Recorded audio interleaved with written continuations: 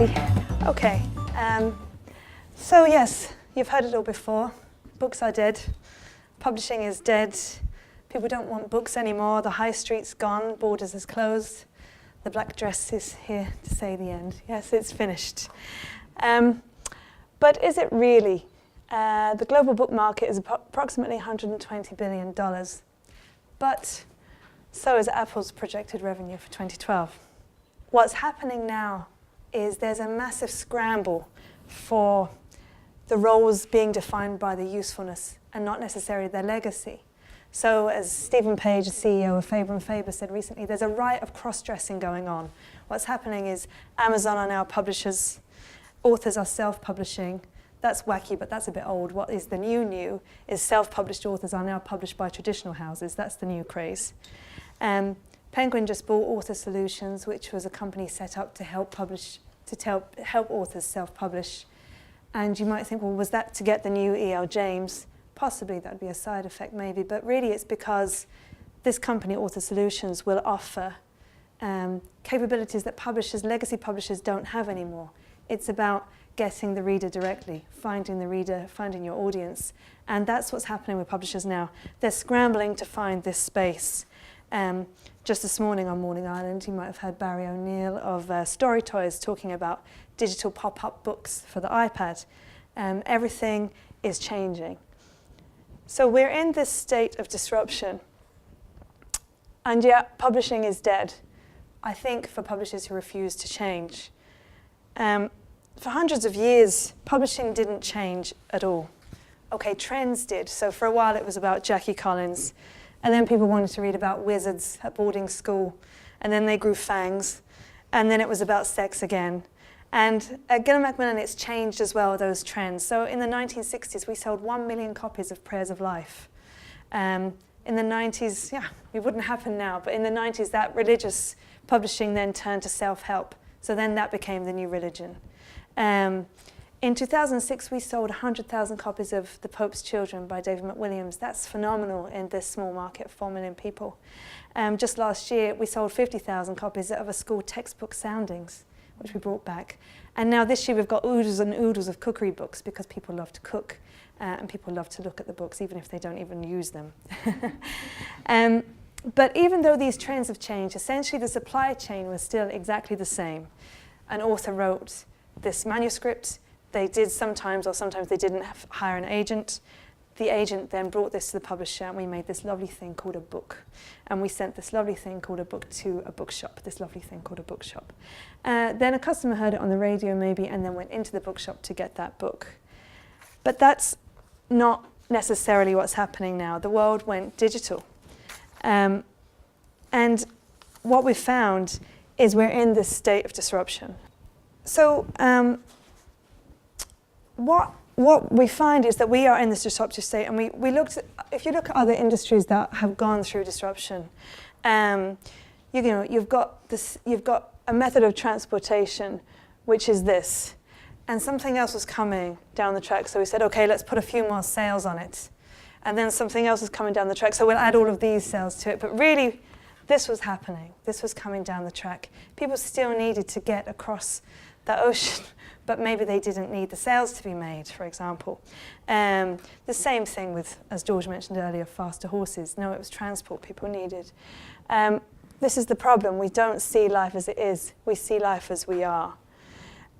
And the same thing. Do people want to take photos and print them off? Maybe not. They want to capture memories and share them. So this is dying. And this is taking off. Instagram debuted on the Apple App Store in November 2010, and then it sold for $1 billion.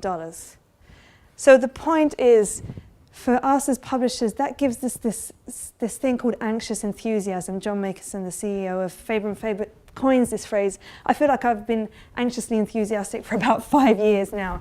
And the essence is maybe people don't want books anymore, but does that mean they don't want to read?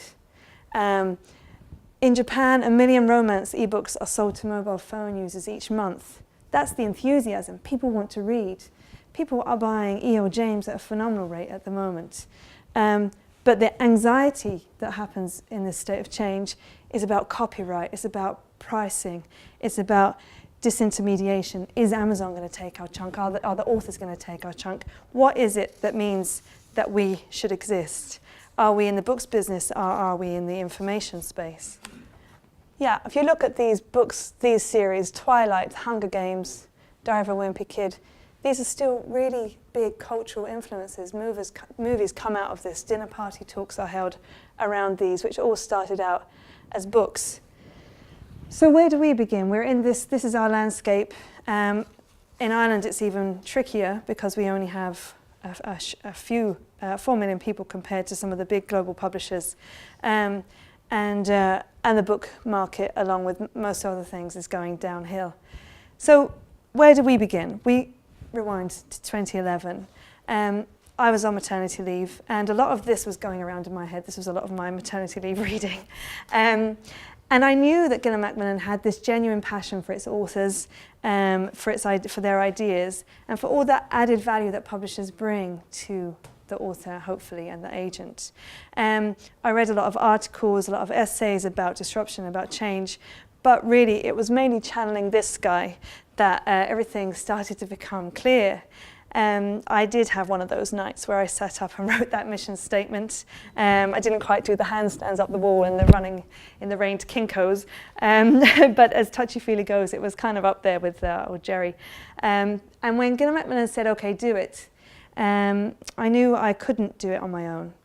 I had a lot to learn from the colleagues at Gill and Macmillan. It's a 150-year-old company, and some people have been there 30 years, publishing legends. Michael Gill is still publishing. But I think the most important thing when you're in this state of disruption, this state of change, is to know what to learn and to know what you need not to learn. And so I was at this stage now where I've come back to work. You're away from this nice distance of maternity leave where you can see things clearly because you're not got your head down trying to get books out the door. Now I'm back at work, and it's commissioning cover design, it's speaking with authors, it's creating marketing campaigns, and before you know it, you're back in doing things the way you've always done them. And really it comes down to this: how do you change, sorry, that should be pipes. How do you change the pipes when the water's still running? And that is really the biggest thing when you're just trying to shift. And added to that, I won't mention the R word, but we're all downsized. Everybody is finding it hard, and so you don't have the luxury perhaps of an ambidextrous model where you can have some innovation as well as carrying on doing what you normally do. So I knew that I needed help. So I met with Graham Thew here at Fumbly, who we've worked with for a long time on design. And it quickly became apparent that design needed to be at the centre of our change. And then I met with George Boyle, and it quickly became apparent that innovation needed to be central too. Hope it won't be a jelly-like innovation, but hope it stops wobbling at some point. And what happened was a wonderful experience for me of collaboration over 3 months last year on what George coined as Fumbly Fridays. At Gill and Macmillan, we embarked on 3 months of strategic workshopping where we looked at everything really, from what we do to why we do it to what people want to read, whether books should exist at all, etc. But what made it work for me was the fact that, along with learning from these people who have been doing it for years, I was able to meet with people who said, well, why don't you? And what about this? And, you know, we can do that. Because they weren't coming from that, this is how we make a lovely book and we send it to a lovely bookshop and this is what happens. They weren't coming from that pre-existing notion of how things had to happen. And then Graham came up with this audacious assertion that we needed a new brand identity. I don't know why. I think it's gorgeous. But I wasn't sure, but in looking at it, it was a really therapeutic task to do that, because it really made us think. I mean, we didn't even know where that logo came from. It turns out somebody did it for free in the 60s for Michael Gill. We didn't know. Really, it made us ask what we were about, what people thought of our logo. Are we the horse and cart about to die? Are we just making more sales? What is it about what we do? You know, do we offer enough value in that space between the author and the reader? Some of them, like bookshops, are ready to collaborate. Some of them are these frenemies that are ready to eat you. So who are we? And it made us wonder, well, what is publishing? And really, the answer is that extra bit, that connection between author and reader. Whatever it is we can bring, whether that's editorial help, cover design, packaging, meeting the bookshops, all of those other things that we can bring. And really, if it doesn't do those things well, then it doesn't need to exist, because Amanda Hocking or E.O. James can go direct to Amazon and sell direct. So once we'd figured out what publishing was, we figured out, well, what is Gill and Macmillan? And we looked at a lot of what we do. We're highbrow and pop. We do books on the plantation of Ulster, but we also do books on how to be gorgeous. It's books that look like this. I mean, I'll pass these around. The beautiful book, Small Lives and cookery books. And then there's textbooks from poetry that we did during our intercert. It's about reading and talking. Our books don't exist, or they don't survive unless people talk about them. It's about the legacy, it's about those 150 years of Gill and Macmillan, but also the innovation of where we're hoping to go. It's about old school and modern words and pictures, national in that we're strongly rooted in Irish interest publishing, and local because we've been in this part of Dublin for years. Legal and illegal, I suppose, it comes from copyright being so central to what we do, but also the fact that could all be wiped out if we get it wrong. And work and family, we have a fantastic culture at Gill and Macmillan of encouraging people to stagger their hours or take the time they need with their family on maternity leave, as long as they're thinking about work, I suppose. So I'm wondering if you can spot a theme here. And who are we now? Now we're Gill and Macmillan with an ampersand. Out of the G and the ampersand and the M, it quickly became clear, and I think, George, it was you who said it's all about the ampersand. And that is our new identity now, which we're absolutely thrilled with. And it sounds crazy, but everything has started to feel better.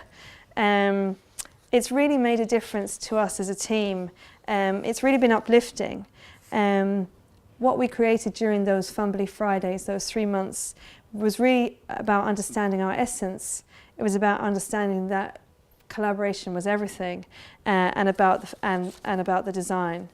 We found authors were excited about it. We spoke to one of our authors about our new design in the spring, and she was really excited that it was going to be on the spine of her book.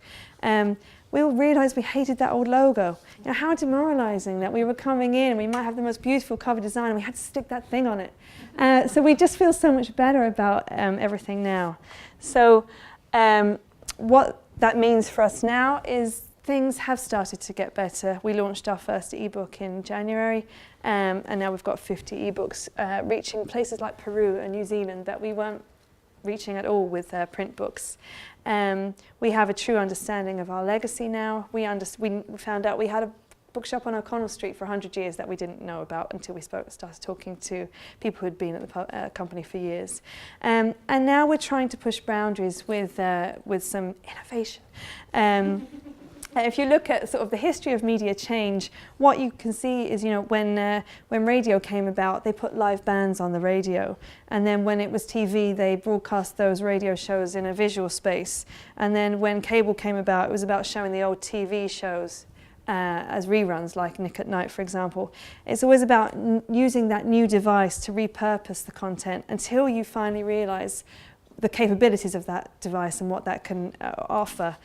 So we've just launched the cookbook that's going around now as our first ebook shorts. So now you can buy October's recipes just for $1.99 for your iPad. To see, maybe people want to do that. Maybe they don't. We'll find it, but we won't find out unless we experiment. We are now engaging much more directly with authors, with our readers through social media. We have a blog, so we publish now for free. It's not just about creating books for people to buy. We think reading is important. That's why we now are publishing a blog, because we still think people want to read. So we have our new website now that shows our authors, Gill and Macmillan, and our readers, the three and the and that it's all about. So for the future, I don't know what that means now. But whatever it does mean is that whatever we do, whatever we publish, has to be worthy of that hallmark. It's raised that standard, and that ampersand won't go on anything. And that's a great feeling. And it also has to be at the heart of people, what people want, because we won't just exist just because we want us to. If it means there's no more books or no more bookshops, we really hope not. But hopefully people will still want to read, and hopefully we'll be there for them in whatever space they're at. And that's why we believe that reading matters, whatever the matter. Thanks.